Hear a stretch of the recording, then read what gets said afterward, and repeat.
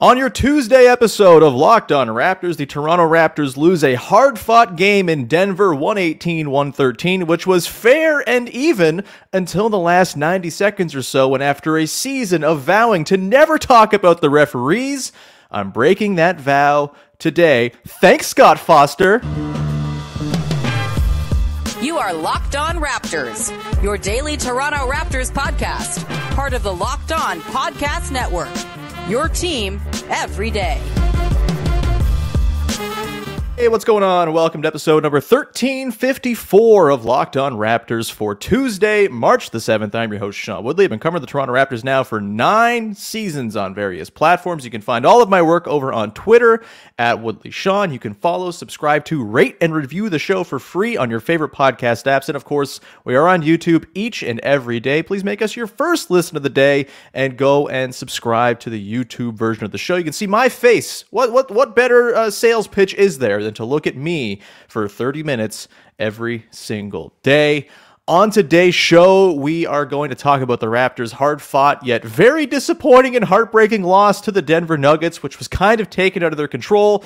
Not entirely. They did some things to hand this one over to Denver as well, but for the most part, we can lay blame for this one at the feet of the guy who looks like the bad guy from Uncut Gems, Scott Foster. We will dig into that. We will talk about OG Anunoby and his incredible work guarding Nikola Jokic. We've got the good, the bad, and the coming up. But let's begin, shall we, with the unfortunate elephant in the room. It was a fantastic basketball game last night as well. The schedule kind of made it so this was one of the only games going on at the time it was going on. It seemed like there were a lot of eyeballs transfixed on Raptors Nuggets as the Raptors gave the Nuggets everything they could handle, and it was ruined by a ref show. And like I said off the top, I have taken a vow this season to not talk about the refs. I don't think the refs, by and large, really matter to the outcome of games. I think it usually comes out in the wash, but sometimes you get these little acute moments where it's just undeniable that the presence of a referee and the ego and whatever the hell Scott Foster's got going on with him is directly responsible for changing the course of a game. And I'm just going to take you right now to the numbers. Inpredictable.com is a wonderful website, and they can track NBA win probabilities based on all of the games that have happened before and all of the games, all the information that has been collected from said games, and to sort of determine, win probabilities. So you get in this game, it's 114-113 Nuggets with 28.1 seconds to go. At this point, the Raptors have already had a couple of challenges go against them, just totally slow the game down for these reviews.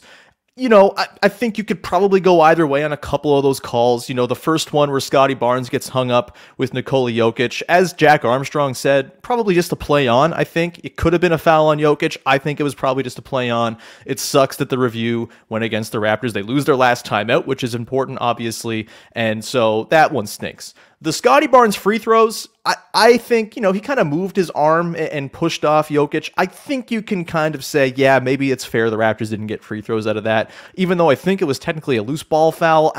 It was weird. I don't take a lot of, umbrage with that one either necessarily. It sucks that 2 reviews went against the Raptors in the course of like 25 seconds, but sometimes them's the breaks. It's when you get down to a kind of phantom call on Jakob Poeltl sliding over, doing his typical very good defense thing. I believe it was Aaron Gordon driving in from the baseline. Yak comes over, stands and makes a beautiful defensive stand, I thought. Instead, it's called a foul, which is really frustrating. So that's one. I think that's probably the most glaring on-court foul call that went against the Raptors. I don't think that was a foul. And you could talk yourself into the Raptors in that situation getting a defensive stop out of that possession if there is no whistle called, and it being a 1-point game for the Raptors to go on down and try to get a winning bucket or a bucket to go ahead, again, with only 28 seconds left to play.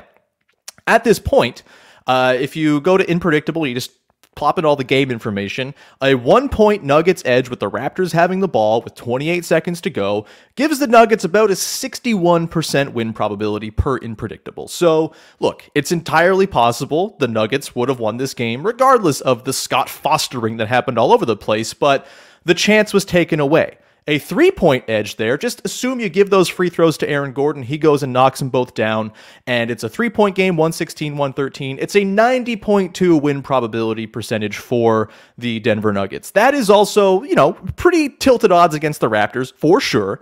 But again, I don't think that was a foul to begin with, so it's dumb they would have been in that spot to begin with anyway. Maybe Aaron Gordon hits a tough shot over Jakob Poeltl, had that play continued. Maybe it ends up in a 3. We don't know. But either way, the foul was bad and stupid and set this whole course of events into action. Then you get Scottie Barnes getting ejected for seemingly not saying a whole lot on his first technical of the game, which is very rare to see, and Scott Foster tosses him and does so emphatically while his other officiating partners look back in kind of stunned amazement. A really bad decision, stupid decision, inserting yourself into a very close and fun game at the end of it like that. Extremely frustrating, awful to see, really, really disappointing, not just for Raptors fans, but for anyone. Again, lots of eyeballs on this game. It was one of the only games in town at the time. I think Kings-Pelicans had just started at this time, or was about to start. Either way, it might have been a halftime. Whatever you want to say. This was a game where a lot of people were watching, and all of them were robbed of getting to see this game, which was awesome, back and forth, really interesting matchup-wise, come to a proper conclusion. And with that technical free throw, not to mention Scottie Barnes getting tossed, but with that technical free throw, makes it a 4-point lead, brings the Nuggets win probability up to 95.7%. So in theory, a potential 36 percentage point swing in the Nuggets' favor, just based on this sequence of bad call that shouldn't have been called to begin with, technical on Scottie Barnes. It sucks. And look, had the Raptors just stumbled their way into kind of competing in this game, whether from bad shooting luck or good shooting luck and the Nuggets missing a whole bunch or whatever, and they didn't really play very well, you could make your peace with them losing this game. It would be kind of an earned loss. But the big bummer about all of this, the thing that really sticks in the craw, is that they played their asses off. This was an incredible Toronto Raptors performance, and I feel like I'm losing my mind that we didn't get to see it brought to its proper conclusion. Even if, and look, it's entirely possible that Nikola Jokic was just going to bury some sort of back-breaking buzzer beater with some sort of stupid Jokic shot where he, high arcs it 90 feet in the air over 3 defenders, whatever. That's entirely possible that this is how the game would have ended anyway, that Nikola Jokic was going to do Jokic stuff and ruin you. But the Raptors earned the right to get messed up by Nikola Jokic at the buzzer. They did not earn the right, or they did not earn the outcome that this game ended up giving them, where it was essentially lost after that technical free throw went down, and it was a 4-point lead with 28 seconds to go. The Jakob Poeltl free throws, obviously, I think a pretty sly, maybe intentional foul by Nikola Jokic that was not judged as such. Sorry, with Yak there, it's really, really frustrating and disappointing, and I hate it. And again, this is all because the Raptors played a really excellent game. You had Fred VanVleet with an outstanding playmaking performance, 14 assists, just kind of ball on the string, managing the middle of that floor, kind of coming around that pick and roll, and just options galore, hitting Jakob Poeltl, kicking out to shooters, getting a little deeper into the teeth of the defense, trying to score, pulling up his own mid-range game, all of that. It was beautiful. This was an incredible Fred VanVleet game. You get Jakob Poeltl just kind of bringing life to the offense just by being a large guy who can catch a pass and finish. Wonderful to see a continuation of what we've seen from Jakob Poeltl in the very short time he's been with the Raptors, where he's completely transformed the basketball team. You finish about even in the rebounding department, which is not easy because the Nuggets are the 4th best rebounding team in the NBA. Very good. And they're devastating as well, especially off of offensive boards. Just the way that they kind of capitalize on chaos, with the way Jokic tilts the floor just by being there, and the chaos threes that come out of it, with everybody on that roster seemingly having a 60+ true shooting percentage. It's bananas. They're ridiculous.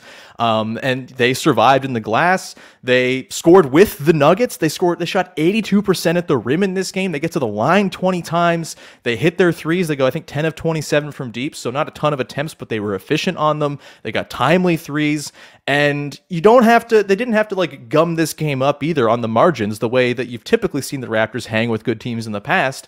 The field goals in this game, the Raptors, 43 of 86. The Denver Nuggets, 43 of 86. This was just two teams playing extremely well, going at it, and it was spoiled by a damn ref show. And it's, I guess in a way, kind of a perfect type of loss if you're a Raptors fan, especially like me, a toxic positivity guy, where it's like, well, they lost, but there's not really any blame you can heap upon the Raptors for it. That's nice, but it's just so infuriating to see the ref show take over what was a brilliant game of basketball. Just another in a long line of excellent games across the NBA after the All-Star break here, where it seems like everyone's refreshed, the stretch drive is very much taking over, and the Raptors had it there to at least compete to the end, whether it was going to end on a Jokic buzzer beater or a Jamal Murray dagger or whatever. They didn't get the chance to finish this one out, and that really stinks. It really stinks. And Scott Foster can go eat it.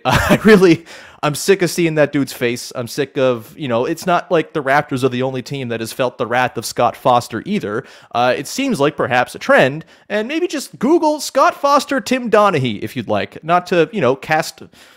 would never want to, call the dignity or the integrity of the league into question, as Scott Foster said was the reason he ejected Scottie Barnes after the game. Or, wouldn't want to do that. But, my God, at some point, if there's a common denominator when everybody's mad at the ref and it's usually the same greasy-looking dude, maybe you should look into that. I don't know. Promised I would not talk about refs all season. Apparently there was some pent-up rage there about the officiating. We will continue on here. And I talked about all the reasons why this was such a good game for the Raptors. One of the biggest reasons, I think, was OG Anunoby and the way he defended Nikola Jokic. I want to get into how they did that and also what it might mean for OG in the summertime, especially when you think about some Western Conference teams that are going to have to probably play Nikola Jokic in the playoffs and will probably lose to Nikola Jokic in the playoffs. We'll get to that and what it could all mean in just 1 second here. Before we do that, got to tell you about our friends over at Built Bar, who make the best tasting protein bars in the game. You got to go and try them. If you have not yet, if you've not listened to my gospel on Built Bar, now is the time. It's a time of year where I think, the weather's starting to turn. You might be going to do some more exercise, maybe outdoor. I know I cannot wait to get back on my bike and not have to bike through sludge and slush and snow and grossness. I'm really excited to get back out there on the bike and get myself in good shape again. But sometimes you need a little help getting there. And for me, it's weaning off the sweets. The sweets, it's like a bad cycle. I'll eat the sweets, and then I'll feel bad, and then I'll just sit and do nothing and not exercise because I've not properly fueled my body. Built Bar is the answer to that. They have a ton of amazing flavors, all sorts of different, fruit-forward flavors, more chocolatey confections. They got marshmallow churro, puffs, all of that stuff. They're delicious, and they come with 130 calories, 14 grams of sugar, and 17 grams of protein in your standard bar. That is a great way to fuel yourself through your day. Replace a meal, replace the candy bar that you want to have in the middle of the afternoon just because you're at the store and it's there at the till and you want to grab it. You don't got to do that. You can go home and have yourself a Built Bar, and the way you get the Built Bars into your home right now, you go to Walmart. They're in the pharmacy section. You go pick up some Built Bars, 4 box of cookies and cream, double chocolate, coconut puffs, whatever you want. It's there. You can also go to Built.com and peruse their wonderful selection of flavors, the limited time offerings that come up now and then. Go check them out. Built Bar. It's delicious, and it's going to help you get back in the groove of working out and not eating like crap like me. This is just me talking myself into being more healthy. But join me, would you? All right, let's continue on here with your first listen of the day, digging into the Raptors' loss to the Nuggets, a game with so many positives, and it's just a bummer that they didn't get to come to fruition at the end. But the biggest of all the positives, I would say, and just something that I don't know if it gets appreciated enough around the league. I'm sure Nikola Jokic himself appreciates it, and I know I certainly am kind of even taken aback every time the Raptors play the Nuggets to watch it too, is OG Anunoby is one of the very best Nikola Jokic foils in the entire NBA. You have guys like DeAndre Ayton does a very good job with him. Bam Adebayo does a very good job with him. OG Anunoby is on the short list of dudes who make Nikola Jokic look less like some sort of basketball deity and more just like a very good basketball player. It's not easy to do. No one actually slows Nikola Jokic down fully, but we saw in this game OG Anunoby, and this is funny because you get Jakob Poeltl in and you assume, well, finally, OG doesn't have to go bang with Nikola Jokic every time they play the Nuggets. But in fact, he did, and it's probably the right call because he's really good at making Jokic have to give the ball up. He doesn't allow Jokic to really get shots off. He face guards him so closely. He's so long. He can kind of change the angles of the passes that Nikola Jokic is going to spray around. And the Raptors were really good at limiting Nikola Jokic in the possessions where OG Anunoby was guarding him as his main defender, and he was the main guy last night, guarded him way more than anybody else, almost 4 times as much in terms of just pure time on the clock. Per NBA.com's matchup data, 8 minutes and 12 seconds OG spent guarding Nikola Jokic in the game. The Nuggets scored just 43 points on 41 partial possessions, which is about 105 offensive rating in those specific possessions. And again, there's lots of noise in this matchup data, but as I said yesterday, they do tell you, I think, when the extremes are there and when there's stuff that really pops off the screen, I think it tells you a lot about the story of a game. And in this game, Nikola Jokic just 1 of 3 in those 41 partial possessions guarded by OG Anunoby. He had 3 turnovers to 5 assists, holding him to 5 assists in those situations when he only took 3 shots out of those positions against OG.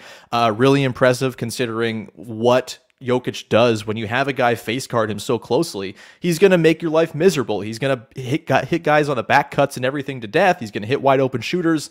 It's going to be usually a nightmare for you to work with. But the beauty of having Jakob Poeltl as well is you can send him as like a well-timed double teamer, which they did a couple times with Jokic, but mostly you get to have Jakob Poeltl kind of roam the back line a lot in this game. He was guarding Aaron Gordon and sort of leaving him to his catch and shoot game, which is maybe not the best idea considering he's been banging threes in all season long, but he was 0 for 2 from 3 in this game. They didn't get burned by it, and it freed Jakob Poeltl up to be that back line of defense to clean up the sort of the back cuts that leak through the dam and whatnot. And they did a pretty good job of not just getting totally, the Raptors do this, right? They'll send extra attention towards stars and it'll kill them on the back end. OG allowed them to not have to send 2 guys to Jokic all the time, and he's really bloody good at just banging with that dude. He's not he's like a really difficult load to deal with. I think we saw that maybe sort of, manifested in the game as well, and the fact that OG didn't have much offensive usage in this game.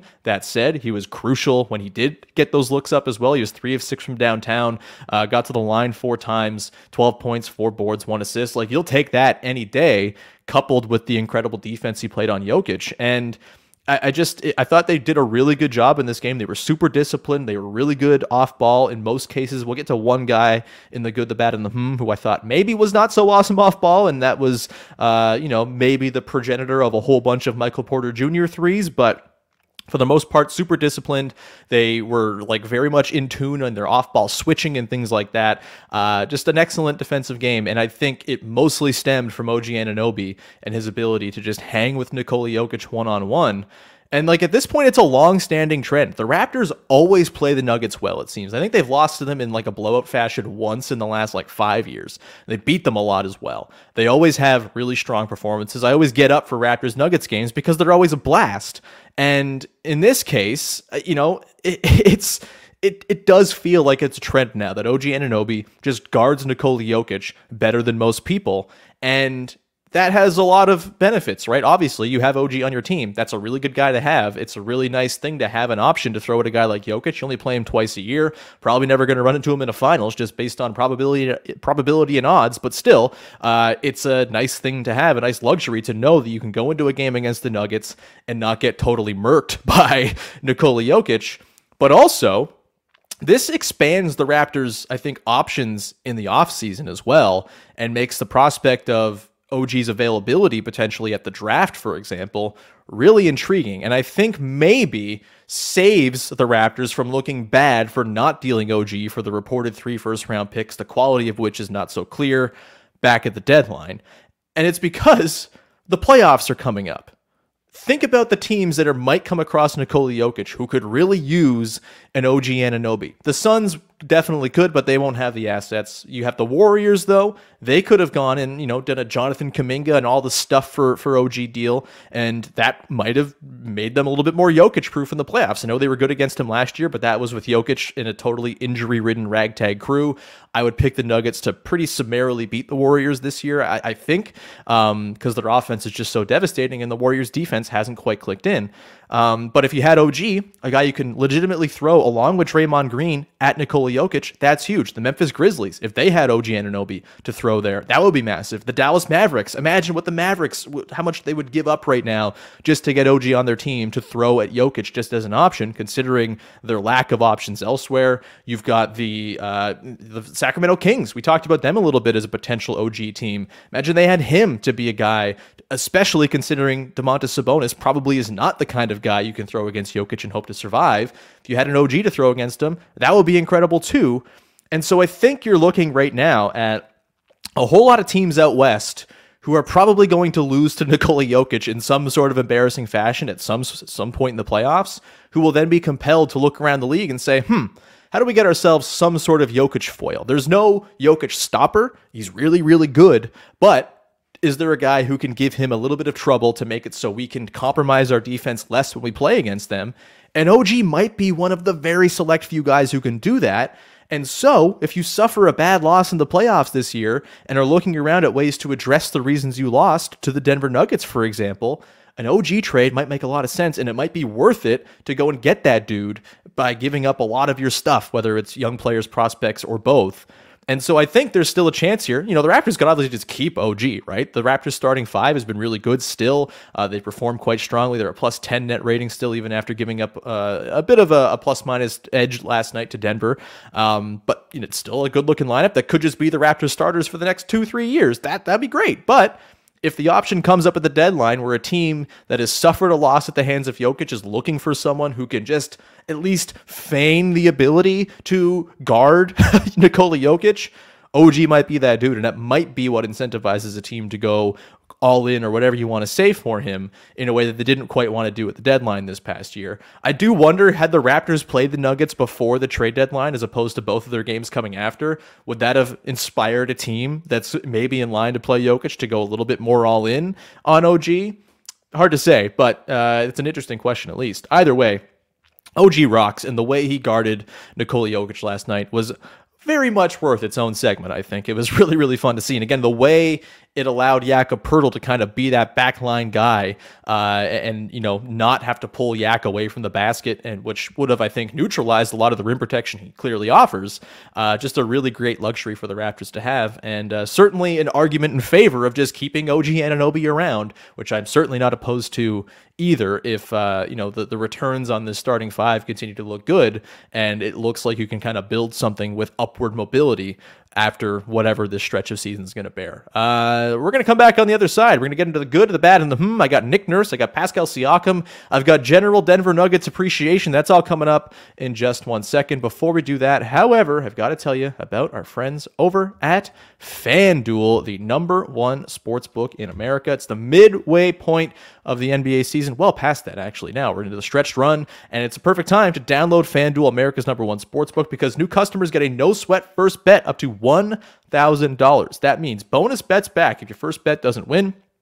Just download the FanDuel Sportsbook app. It's safe, secure, super easy to use as well. Then you can bet on everything from the money line to point scores to three-pointers drained. Plus, my favorite way to do this, the FanDuel same game parlay allows you to combine your bets for a chance at a bigger payout. I think that's the great way to go. If you're watching a specific game, maybe you're in the building for the game. This is, again, I've said this before, but this is how I like to sports wager. I don't often do it kind of in my general day-to-day, but if I'm at a game and I want to juice up the live experience, I'll do a little same game parlay, have some fun with that with some low money, and it'll be a great, grand old time. Don't miss out to get your no-sweat first bet up to $1,000 in bonus bets when you go to FanDuel.com/lockedon. That's FanDuel.com/lockedon to learn more. Make every moment more with FanDuel, an official sports betting partner of the NBA and Locked On. All right, we continue on here with your first listen of the day, breaking down the Toronto Raptors loss to the Denver Nuggets. I'm really excited that these teams get to play again in just under a week's time. That's going to be a blast. And I will have Matt Moore from Locked On Nuggets on for a segment sometime between now and then, just to talk about the way the Raptors-Nugget matchup. Really, I think just it's fun. It pops. There's like some interesting stylistic stuff going on there. And especially now with Jakob Poeltl, I think it's like a pretty interesting sort of long-standing trend now that the Raptors play the Nuggets extremely well. And we'll get to that and get to talk with Matt a little bit later on this week. But let's dive in now to the good, the bad, and the shall we? Which is the way we round out every Toronto Raptors recap episode on this here podcast. A thing I liked, a thing I didn't like, and a thing that is a little interesting to me, or just a burgeoning trend, or in this case, maybe a plea to the listeners out there, a suggestion, if you will. Let's begin with the good, though. And I thought in this game, credit once again, I think, goes to Nick Nurse. And I know it's been a hard road for him this season, and there's been a lot of frustration. We talked about the way they guarded Nikola Jokic. I thought that was the right way to go about it. There could have been other ways they did it too, but just using OG as that sort of Jokic face guarding guy, really useful, really effective, and I thought that was a good call. But mostly, I thought Nurse did a great job kind of managing the fourth quarter sub patterns in this game. I know the Raptors lost this game by 10 in the fourth quarter, 35-25. A lot of that came sort of, 4 or 5 of those points were part of the whole Scott Foster nonsense that went down. So it's hard. It's a little inflated, but they lost the plot in this game. They were leading and they lost. That's a bummer. But I still think Nick Nurse ran and sort of managed that fourth quarter really well. You had that bench unit of Scottie Barnes, Gary Trent Jr., Precious Boucher, and Will Barton out there. And after a little bit of a hairy start to the fourth quarter, big Will Barton 3, Gary Trent Jr. kind of in his bag. They get enough out of that group. I think they win that stretch of minutes 10-9, which is massive. They bring Pascal back in. They bring Scottie back in. They bring OG back in, and they, kind of hold up, whatever. Things get a little bit hairy just under the 6-minute mark. It seems like they're buying some minutes for Fred VanVleet. Super valuable. Didn't seem. They did that. They bought minutes for Fred. They call a timeout around 5:40, and then they bring Yak and Gary Trent Jr. back in. Instantly, they run a beautiful out of timeout pick and roll, and it gets an easy bucket for Jakob Poeltl, I believe. And it's just, oh man, this is just having these different beats and rhythms of the game where you can bring in a couple of guys, change what you've done on offense for the last few minutes, throw a different look at the other team. Super valuable, super important, and really well executed. And then I thought for a second they might close with Gary Trent Jr. in place of Scottie Barnes. They took Barnes out for a couple minutes. He made a pretty bad gaffe, not getting back to, I want to say it was Bruce Brown in transition to lead to that timeout around the 5:40 mark. And, I thought maybe Scottie was going to sit for the rest of the game. I thought maybe they needed the Gary Trent Jr. offensive punch to hang with the Nuggets. As it turned out, I wrote in my notes of this game around this time, they might have to bring Scottie back in here for his off-ball defense just because Trent is not a great defender, and Jokic obviously makes your off-ball defense paramount. And as much as Scottie struggled defensively this season, most of that's been an on-ball sort of guarding smaller, quicker players. He's been really good as a help defender, as a free safety type, and instantly they bring him back in at 3:55, and the very first possession, he blows up a Jokic-Murray two-man game, knocks it out of bounds. The Raptors get possession back. Thought that was a really well-timed sub and exactly what the Raptors needed in that moment. And, ultimately leads to Scottie getting ejected, which is a massive bummer, but I thought the sub was smart. But again, it kind of speaks to the different options Nick Nurse has now. He can go with those more offense-heavy lineups. He can go super small. He can go big, and kind of use those 6 players in different combinations and really see how they work. But either way, I thought it was a well-managed fourth quarter for Nick Nurse. Good restraint from him not getting more techs down the stretch, I would say. Normally, he's kind of quick with the trigger to get say the magic words and get teched. He didn't do that. Super big bummer that a well-coached game from Nick Nurse goes down the tubes due to the referee situation once again. But I thought he did a good job. Let's go to bad.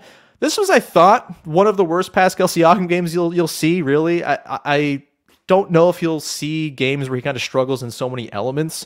You miss some bunnies here and there. Particularly, I thought, there were a couple possessions kind of uncharacteristic. I know sometimes he's a little probing, he takes his time, but there were a couple possessions where it kind of looked like the bubble in 2020 where he was trying to post up Bruce Brown or Aaron Gordon and it just didn't work and he wasn't getting anywhere with it and refused to pass out. I don't think that's a burgeoning trend or anything like that. I thought he was trying to get buckets for his team. And, I don't hate him doing that, but it just didn't really fit the moment. And it was not really characteristic of what we've seen from Pascal these last couple seasons. Really, it was kind of bizarre to see those pounded into the ground possessions. And then I thought his off-ball defense, especially relating to Michael Porter Jr., was pretty rough. Just kind of falling asleep, helping at the wrong times, kind of leaving Michael Porter Jr. alone in the corner as though he's some sort of bricklayer who you want to take threes.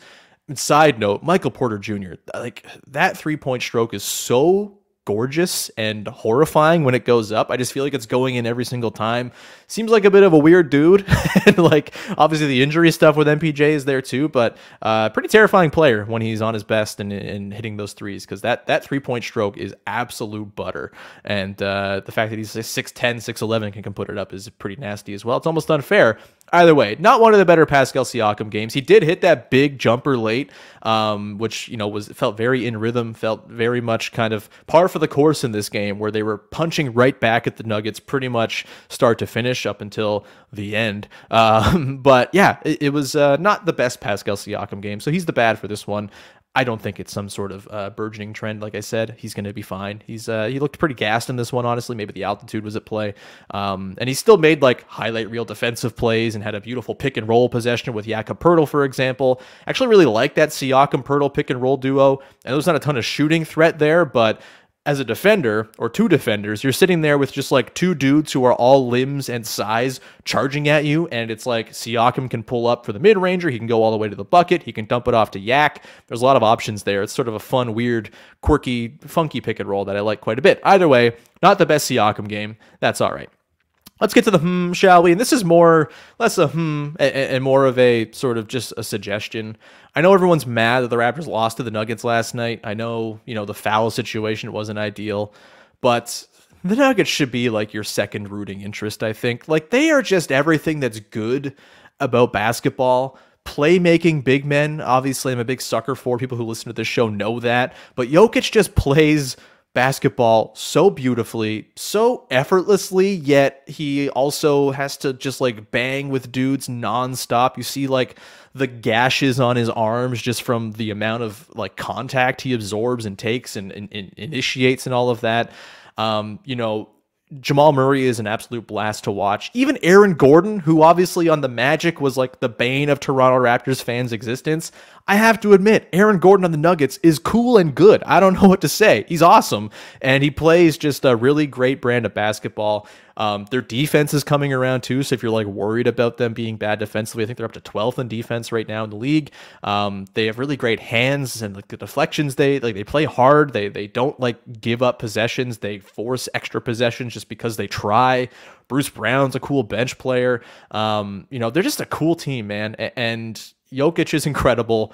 I think you should want Jokic to go deep in the playoffs, mostly because I think like the discourse, if he doesn't, is going to be totally insufferable. And like, how many times do we have to do this thing with like all-time great players who just haven't won as quickly as people want to see them win, where we just like denigrate them and call them trash? It sucks. I hate it. It's like the biggest downside of rings culture or whatever. You should be rooting for Jokic to go deep and just like put to rest any of those sort of burgeoning things. Like, you're already seeing people be like, if he doesn't win the title this year, we're going to be mean to him. And like, that's stupid. Just watch the great basketball player play great basketball, please. The Nuggets rock. They should be your second rooting interest. I don't think there's really a second choice in the Western Conference. And they're a total blast. Anyway, that's my It's not really a thing to you know, look forward to with the Raptors or anything like that. It's more of a, what do you do after the Raptors are eliminated eventually? Rooting for the Nuggets, I think, is the way to go. Either way, we're going to round it out there. Thank you so much for tuning in. We'll be back again tomorrow. Katie Heinel's going to pop on the show. Hopefully, I'll be less, you know, just I feel very energized and angry and just like juiced up after that game last night. Also very happy because it was an encouraging game for most of it for the Raptors, which was cool to see as well. Katie will be back tomorrow. We'll probably have like a bigger picture conversation about where things sit. We'll recap Raptors Lakers on Thursday with our pal Jamar Hines. Vivek Jacob will be along Friday. Loaded week for you. Great guests the rest of the week. Your faves, all that. In the meantime, go make your second listen of the day. Locked On Leafs. It's a wonderful podcast hosted by wonderful people, Mike DeStefano and Dave Morisuti. They are covering all there is to know about the Toronto Maple Leafs as they make the push towards an absolutely pivotal playoff run. It's going to be different this year, guys. They're going to get through the first round, right?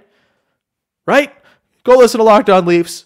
Support Locked On Raptors on YouTube. Subscribe, follow, rate, review, all that good stuff. And we will be back again tomorrow with another episode of Locked On Raptors. Bye-bye. Screw you, Scott Foster.